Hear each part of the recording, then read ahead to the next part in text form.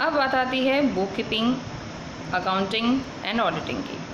पहले क्या होता था, ये तीनों एक साथ ही हुआ करते थे और अकाउंटेंसी में हम इसको यूज़ करते थे, क्योंकि लेखा शास्त्र है जिसके अंदर सारे के सारे इंक्लूड हो जाते हैं तीनों पार्ट। तो पहले 3 पार्ट हुआ करते थे, practical part, theoretical part and critical part. पर जैसे जैसे व्यापार आपका एक्सटेंड होता चला गया और व्यवसाय में अधिक संख्या में सौदे होने लगे हैं, तो इन तीनों भागों को एक दूसरे से अलग कर दिया गया है। पहला पार्ट जो हमारा प्रैक्टिकल पार्ट था, दैट इज़ बुक कीपिंग। फिर सेकंड जो हमारा थ्योरेटिकल पार्ट था वो प्रेजेंटली अकाउंटिंग है, और जो हमारा क्रिटिकल भाग है वो हमारा है auditing, that is your part of the study class, जिसमें हम ऑडिटिंग को पढ़ रहे हैं।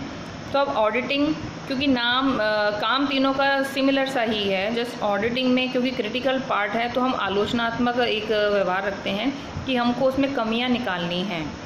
तो वैसे ही अब जैसे बुक कीपिंग आ जाता है या अकाउंटिंग, तो दोनों का सिमिलर काम ही है, बस थोड़ा सा माइनर सा डिफरेंस है। तो उनमें डिफरेंस हम क्रिएट करते हैं, आपको बताते हैं कि what is the difference between book keeping and accounting.